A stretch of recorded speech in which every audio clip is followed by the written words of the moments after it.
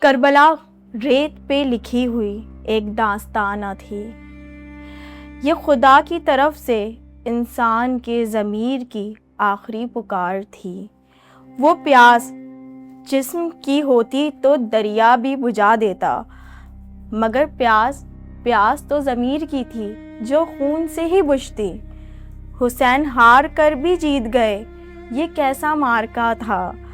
ایک سجدہ زمیں پر تھا اور یزید تاریخ سے مٹ رہا تھا۔ ایک سجدہ زمیں پہ تھا اور یزید تاریخ سے مٹ رہا تھا۔ عاشور کی شام سورج نہیں ڈوب رہا تھا فقط، عاشور کی شام سورج نہیں ڈوب رہا تھا فقط، انسانیت اپنے زخموں کے ساتھ صدیوں کے لیے جاگ گئی تھی۔ اعوذ باللہ من الشیطان الرجیم، بسم اللہ الرحمن الرحیم۔ السلام علیکم ناظرین اکرام، میں ہوں آپ کی میزبان ندا شیخ، اور آج ہم محرم الاحرام کی خصوصی نشریات کے اندر آپ سب کو خوش آمدید کہتے ہیں۔ ناظرین اکرام، اگر میں بات کروں آج کے مارکے کی، تو آج ہم اس مارکے پہ موجود ہیں جب حق و باطل کی جو ایک ہم بات کرتے ہیں وہ اپنے عروج پہ آ چکی ہے۔ ایک طرف دنیا کی طاقتیں تھیں اور ایک طرف آپ علیہ السلام کا سچ، ایک طرف دنیا کی عیش و آرام تھی، دوسری طرف امام حسین کی قربانیاں۔ اگر ہم دیکھیں آج اس مارکے کی، تو آج اس مارکے کے اوپر چلتے ہوئے کس طریقے سے امام علیہ السلام نے اس دین کو بچایا، کس طریقے سے نظریہ حسین کو ہمارے سوچ میں، فکروں میں، زندگیوں کے اندر ہمیں بتایا گیا کہ ہم اپنا سکتے ہیں، اور کیا کچھ ہوا کربلا کے اس واقعے کے اندر، جس سے ہمیں صبر، جس سے ہمیں صحیح اور غلط میں سوچنے کا فرق ہمیں دکھتا ہے، اور کس طریقے سے اپنی زندگیوں کو ہم بہتر کر سکتے ہیں۔ آئیے ہم جانتے ہیں۔ ہمارے ساتھ موجود ہیں مولانا سید ارباب علی شاہ موسوی۔ السلام علیکم۔ السلام علیکم۔ کیسے علامہ؟ جی الحمدللہ۔ علامہ صاحب، ہم بات کرتے ہیں نظریہ حسین کی، تو میں سب سے پہلے تو یہ جاننا چاہوں گی کہ نظریہ حسین ایکچوئل میں ہے کیا؟ دیکھیں، در حقیقت اگر ہم بات کریں نظریہ حسین کی، تو یہ نظریہ حسین در حقیقت نظریہ محمدی ہے۔ پاک نبی صلی اللہ علیہ وآلہ وسلم نے فرمایا تھا، حسین منی و انا من الحسین، میں حسین سے ہوں، حسین مجھ سے ہے۔ بس کوئی الگ سے ایک نظریہ مولا حسین نہیں لے کر آئے، کہ وہی نظریہ محمدی تھا، اپنے نانا کا دین تھا جس کو آگے لے کے جانا تھا۔ اور شاید یہی وجہ ہے کہ خواجہ غریب نواز نے اپنے اشعار میں بہت ساری چیزوں کو سمو دیا، چونکہ ہمارے اس فارمیٹ میں زیادہ ٹائم نہیں ہے کہ بہت ساری چیزوں کو بیان کیا جائے تسلسل سے، تو ان کا شعر بیان کرتا ہوں، شاید چونکہ چھوٹی سی چیز کے اندر، ایک شعر کے اندر بہت ساری چیزیں سما سکتی ہیں۔ کہ وہ کہتے ہیں کہ شاہ است حسین بادشاہ است حسین، دین است حسین دین پناہ است حسین، سرداد نداد دست دست یزید، حقا کہ بنا الہ الہ است حسین۔ آپ دیکھیں کہ انہوں نے اس شعر کے اندر بہت سارا مقصد امام حسین کو بیان فرما دیا۔ پہلے تو انہوں نے بتایا کہ شاہ بھی حسین ہے، بادشاہ بھی حسین ہے۔ آپ یہ نہیں کہہ سکتے جس طرح کہ بہت ساری جگہوں پر کہا جاتا ہے کہ جی کربلا کی جنگ دو شہزادوں کی جنگ تھی، تو کوئی جنگ شہزادوں کی نہیں تھی۔ ایک طرف نجاست تھی، ایک طرف صداقت تھی، ایک طرف طہارت تھی، ایک طرف پلیتی تھی۔ تو ایک طرف آپ دیکھیں کہ خاندان رسالت و طہارت کا منبع، اور ایک طرف نجاست کے خاندان کا منبع، تو یہ کوئی شہزادوں کی جنگ نہیں تھی پہلی بات۔ تو وہ کہتے ہیں کہ شاہ بھی حسین ہے، بادشاہ بھی حسین ہے، دونوں وہی ہیں۔ دین بھی حسین ہے تو دین پناہ بھی حسین ہے۔ مثلا آپ یہ نہیں کہہ سکتے کہ بھائی دین تو مولا حسین ہے مگر پناہ کسی اور نے دی تھی، یا پناہ مولا حسین نے دی ہے مگر دین کوئی اور چیز کا نام ہے۔ نہیں، کہتے ہیں دین جو کچھ حسین ہے وہی دین ہے، اور اسی دین کو پناہ بھی حسین نے دی ہے۔ کہتے ہیں کہ سرداد سر جو ہے یہ دے دیا، گردن دے دی، سر داد نہ داد، کیا نہیں دیا، دست ہاتھ در دست یزید کے ہاتھ پہ، یہ ہاتھ یزید کے ہاتھ پہ نہیں دیا، یعنی بیعت نہیں کی، اپنی گردن اڑا دی۔ مولانا صاحب کیونکہ آپ نے بات کی بیعت کی، اگر ہم بیعت کی بات کریں تو بے شک امام علیہ السلام نے یزید کی بیعت نہیں کی، مگر امام علیہ السلام کو اس کا کیا فائدہ ہوا؟ کیونکہ اگر ہم دیکھیں کہ رسول کے گھرانے کے ساتھ کربلا میں کتنے ظلم ہوئے، بیویوں کے ساتھ کتنے ظلم ہوئے، بچوں کو کس طریقے سے شہید کر دیا گیا۔ جی بالکل، آپ کا سوال اپنی جگہ پر ویلڈ ہے۔ یہی سوال ایک مرتبہ ایک شخص مدینہ میں امام سجاد سے آ کر کرتا ہے کہ کربلا کی جنگ میں مولا حسین کی جنگ ہوئی یزید کے ساتھ، یعنی یزید نے جنگ کی، چڑھائی کر دی اہل بیت کے خاندان کے اوپر، تو اس میں سے جیتا کون؟ تو ظاہری طور پر اگر دیکھا جائے تو آپ یہ کہیں گے کہ حسین مولا خود شہید ہو گئے، ان کے بچے شہید ہو گئے، ان کی عورتیں جو ہیں وہ بندی بنا لی گئیں، ان کو جو ہے قید کر کے کوفہ و شام کے بازاروں میں اور پھر یزید کے دربار میں لے جایا گیا۔ ظاہری طور پر اگر کسی انسان کی ظاہری نظر ہو تو وہ کہے گا کہ بھائی یزید جیت گیا، حسین ہار گیا۔ تو امام نے کہا ایک کام کرو، میں اس سوال کا جواب تمہیں بعد میں دوں گا، پہلے جاؤ مسجد میں 2 رکعت نماز پڑھ کر آؤ۔ وہ شخص گیا، 2 رکعت نماز پڑھ کے واپس آیا، مولا آپ جواب دیں؟ کہا یہی میرا جواب تھا کہ حسین مولا نے شہادت دے کے، میرے بابا نے شہادت دے کے اس نماز کو بچایا جس نماز کو تم پڑھ کے آئے ہو۔ اگر میرے بابا شہید نہ ہوتے تو یہ نماز نہیں بچتی تھی، یہ دین نہیں بچتا تھا۔ اسی لیے تو وہ میں جیسے وہ بات کر رہا تھا ان کا شعر، اسی کے اندر اس کا جواب بھی آپ کو مل جاتا کہ کہتے ہیں کہ سر داد نہ داد دست دست یزید حقا کے بنا لا الہ است حسین۔ کہتے ہیں کہ یہ جو بنا ہے نا لا الہ کی، مطلب اللہ کو ماننے کی جو ایک بنیاد ہے، وہی میرا حسین ہے۔ اگر کسی نے حسین کو مان لیا، وہ خدا کو بھی مان لیتا ہے، توحید کو بھی مان لیتا ہے، اس کے رسولوں کو بھی مان لیتا ہے۔ اگر کسی نے حسین کو ہٹا دیا، مطلب بنیاد ہل گئی، تو دین کی بنیاد ہل جائے گی۔ دوسرا انہوں نے بڑا بہترین جملہ کہا کہ دین است حسین، دین پناہ است حسین۔ دین کہہ دیتے اسلام است حسین، اسلام پناہ است حسین، چونکہ رسول اللہ تو جو دین لائے تھے وہ اسلام تھا، تو یہ کہہ دیتے کہ بھائی اسلام جو رسول اللہ کا تھا اس کو بچانے والے حسین تھے اور اس کو پناہ دینے والے حسین تھے۔ اگر حسین نہ ہوتے تو یہ اسلام ختم ہو جاتا، مگر انہوں نے، ان کی نگاہ بہت اعلیٰ نگاہ تھی، ان کی بڑی ظریف نظر تھی، انہوں نے کہا دین است حسین۔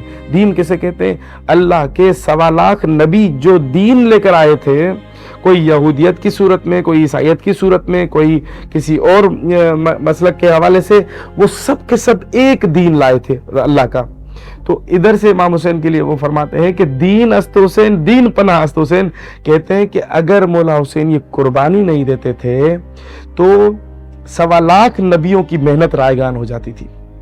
تو بس مولا حسین نے یہ جو بیعت نہیں کی اور سر دیا ہے، فائدہ ہمارا کیا ہے، ہم امت کو یہ دین بچا کے دے کے گئے ہیں، رسول اللہ کی اور 1.25 لاکھ نبیوں کی محنت کو رائگاں ہونے سے بچا۔ بالکل بالکل، اگر ہم آج کے نوجوان نسل کی بات کریں اور حسین کے نظریے کی بات کریں تو امام علیہ السلام نے جو واقعہ کربلا 1 ہوا، وہاں پہ اتنی قربانیاں دی گئیں، تو آج کی جو نوجوان نسل ہے اس سے کیا پیغام لے سکتی ہے؟ دیکھیں، کربلا ایک مکمل ضابطۂ حیات ہے، کربلا ایک مکمل نظام زندگی ہے۔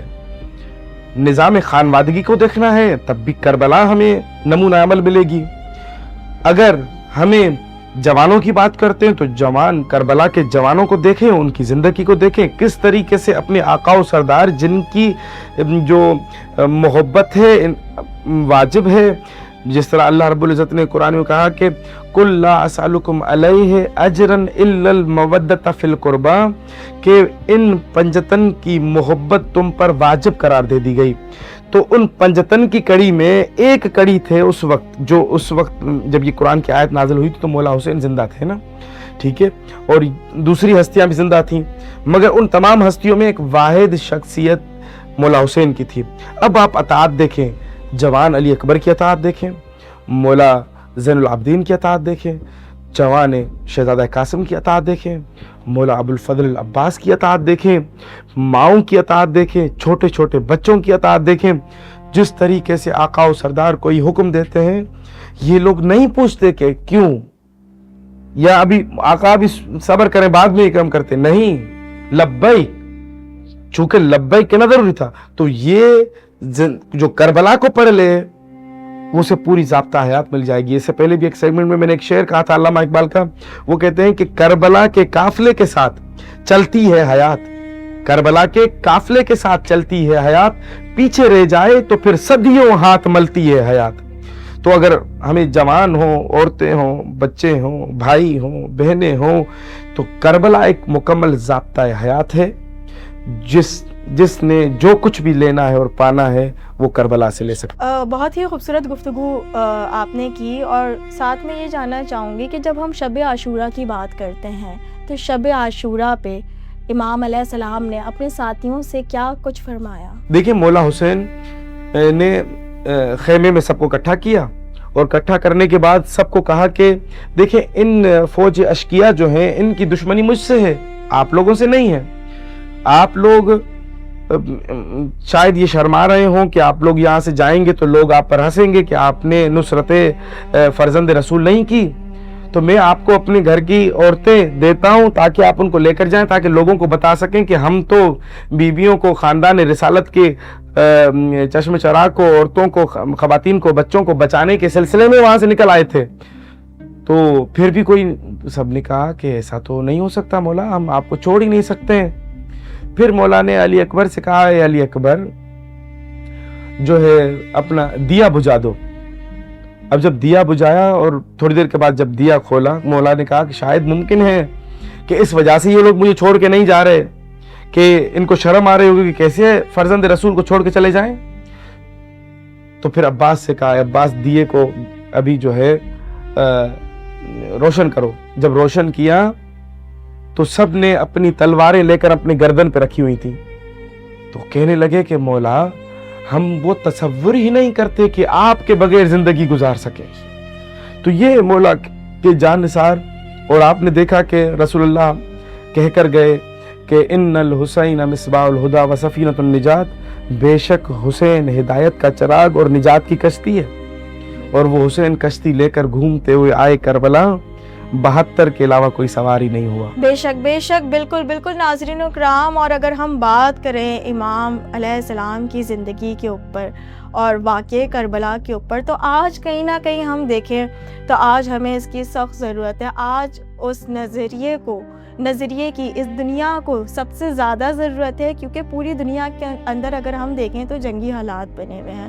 آج جو مسلمان سے ہی لڑ رہا ہے، اور آج بھی یہ وہی دور ہے جب حق و باطل کی جنگ چل رہی ہے۔ آج صرف اور صرف ہمیں پہچاننا صرف اتنا ہے کہ اس دور کا یزید کون ہے، اس دور کے یزید سے کیسے بچا جائے، اور آج امام علیہ السلام کے پیغام کو کس طریقے سے مزید پھیلایا جائے۔ میں آپ سے مزید یہ بھی جاننا چاہوں گی کہ امام علیہ السلام نے اپنے آخری سجدے کے اندر امت کے لیے کیا پیغام دیا؟ سب سے پہلے تو مولا حسین نے، جو آپ کا پہلا سوال تھا، اس میں آج کا وقت کا یزید کون ہے؟ جو باطل پر ہے وہی وقت کا یزید ہے، جو ظالم ہے وہی وقت کا یزید ہے، جو منافق ہے وہی وقت کا یزید ہے۔ تو مولا حسین نے مدینے کے اندر جب بیعت کا تقاضا کیا گیا تھا تو مولا حسین نے یہ جملہ کہا تھا کہ مثلی لا یبایع مثلا، مجھ جیسا اس یزید جیسے کی کبھی بیعت نہیں کر سکتا۔ بس مولا نے ایک آپ کو اسٹریٹ لائن دکھا دی، بتا دیا، ایک ویژن دے دیا کہ جو بھی مجھ جیسا ہوگا، یہ مشن حسینی ہے کہ جو مجھ جیسا ہوگا وہ کبھی بھی یزید جیسے کی بیعت نہیں کر سکتا۔ اور آج آپ نے دیکھا کہ میں آپ کے اس پروگرام کی وساطت سے یہ کہنا پسند کروں گا کہ آپ نے دیکھا کہ اکیلا ایران لڑ رہا تھا، ٹھیک ہے، حسینی مشن پر چلتے ہوئے اکیلا ایران لڑ رہا تھا، دنیا کی تمام کفر کی طاقتیں اکٹھی ہو گئی تھیں، اور افسوس کے ساتھ یہ کہنا پڑتا ہے کہ جو مسلمان منافق ممالک تھے وہ بھی ان کفار کے ساتھ مل کے ایک ایران پر لڑ رہے تھے نا، مگر کیا ہوا؟ اللہ نے جس طریقے سے پہلے اپنے بیت اللہ کو بچایا تھا، جب ہاتھیوں کا لشکر لے کر ابراہا آیا تھا تو اللہ نے چھوٹے چھوٹے ابابیلوں کے ذریعے سے ان کے ہاتھیوں کے لشکر کو فنار کیا، اور آپ نے دیکھا کہ ایران جیسی کمزور ملت، ایران جیسی کمزور ایک جو آپ اسلحے کی بنیاد پر دیکھ لیں، ان کے جو ہے مالی حوالے سے دیکھ لیں، ان کے اسٹریٹجی کی حوالے سے دیکھ لیں، ہر حوالے سے کمزور، مگر اللہ نے ان کو ان کفار اور منافقین سب پر غالب کیا۔ کس وجہ سے؟ چونکہ ان کے پاس مشن حسینی تھا، چونکہ انہوں نے درس کربلا سے لیا تھا، ان کو پتا تھا کہ مولا کہہ کر گئے ہیں مر جائیں گے، ہم مر کے زندہ رہنے والوں میں سے ہیں، ہم جی کے جو ہے اپنا منافقت کے ساتھ زندگی گزارنے والے نہیں ہیں۔ مولا حسین جب جنگ کرتے تھے نا کربلا میں، تو بار بار یہ کہتے تھے کہ بزدلی سے بہتر ہے جنگ کرنا، اور جہنم میں جانے سے بہتر ہے کہ انسان بزدل ہی رہے۔ ٹھیک ہے، چونکہ جو لوگ لڑنے کے لیے آ رہے تھے وہ کوئی بہادر نہیں تھے، مگر یہ کہ کچھ بہادر کٹھے ہوئے تھے دور دور سے مولا عباس سے لڑنے کے لیے، کیونکہ مولا عباس کے لیے انہوں نے جنگیں دیکھی ہوئی تھی کہ صفین میں عباس ایسے لڑے، نہروان میں عباس ایسے لڑے، تو یہ کہتے تھے کہ اگر ہم نے عباس کو قتل کر دیا تو ہم کیا ہے، ہم پورے عرب میں مشہور ہو جائیں گے کہ ہم جیسا کوئی بہادر نہیں جس نے عباس کو بھی قتل کیا۔ مگر کیا ہوا کہ جب مولا عباس نے وہ بڑھ چڑھ کر حملہ کیے نا، تو فوجیں دور دور بھاگتی تھیں، تو ایک پہلوان تھا مارج نام ہے اس کا، یہ جو ہے سب کو عمر سعد کو کہتا ہے عمر سعد تمہیں کیا پتا کہ ان کے ساتھ اس طرح تو تم پورے لشکر کو مروا دو گے، مجھ جیسے کا سامنا کراؤ عباس کا، مجھے لڑنے تو عمر سعد کو اور کیا چاہیے تھا، اس کو مارج کو کہتا چاہو تو۔ اب یہ جاتا ہے دور سے کھڑے ہو کر عباس کو کہتا ہے میں بڑا جو دل ہے نا میرا سخت دل ہے، میں کسی پہ رحم وحم نہیں کھاتا ہوں، مگر تیری خوبصورتی کو دیکھ کر اور تیری جوانی کو دیکھ کر مجھے تجھ پر ترس آ رہا ہے، تو لوٹ جا۔ تو وہ کہتا ہے کہ میں اللہ کا دشمن میرے سامنے ہو تو آج تک کوئی بچ کر نہیں گزرا میرے سامنے سے، اور وہ دونوں آمنے سامنے وہ گھوڑا دوڑاتا آتا ہے، مگر میرے مولا عباس جو ہیں بڑے اطمینان کے ساتھ بیٹھے ہیں، وہ جو مولا عباس کے پاس تلوار ہے وہ یہاں پر رکھی ہوئی ہے زانوں پہ، وہ دور سے آتا ہے مولا عباس کے پاس، جب قریب سے گزرتا ہے تو وہ ایک نیزہ لیتا ہے کہ مولا کو مارے۔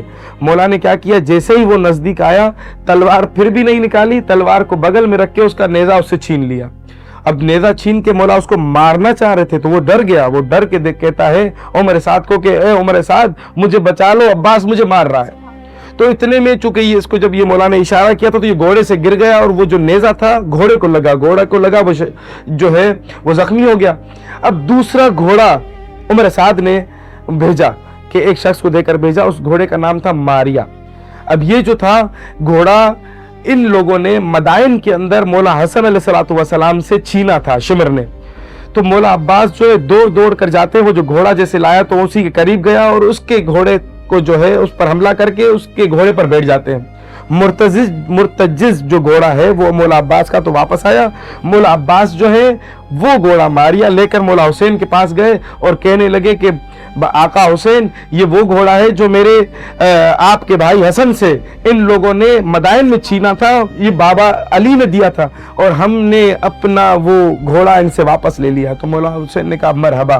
تو یہ ظاہر کربلا کی جو جنگ ہے وہ اس طرح کی ہے، حق اور باطل کی جنگ ہے، اس کے اندر جو بھی اگر کفار کی طرف ان کی حمایت بھی کرے تو آپ سمجھ جائیں کہ آج بھی یہ انہی کی نسل سے ہیں۔ ناظرین اکرام، بہت ہی خوبصورت گفتگو تھی اور آج ہم اس شب میں داخل ہو چکے ہیں۔ آج یہ وہ گھڑیاں ہیں جب ہم بات کریں کہ امام حسین نے اس دین کو بچانے کے لیے اپنے گھرانے کو قربان کر دیا۔ اور اگر میں بات کروں امام علیہ السلام کی تو امام علیہ السلام نے کس طریقے سے حق و باطل کی اس جنگ کے اندر کس طریقے سے حق پہ ڈٹے رہے، کس طریقے سے اتنے مظالم کا سامنا کیا، مگر پھر بھی حق کا راستہ نہیں چھوڑا۔